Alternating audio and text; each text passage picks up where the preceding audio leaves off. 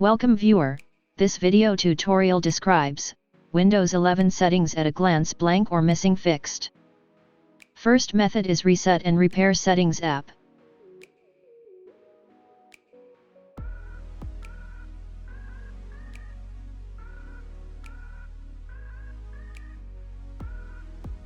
Second method is run a PowerShell command.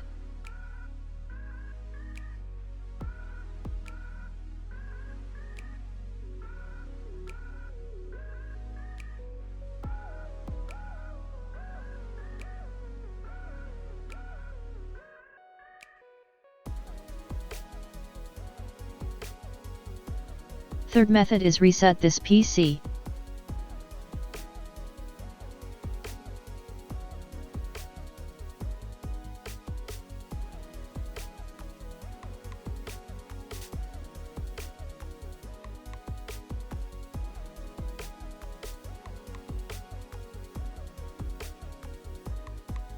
I hope this tutorial helps to you.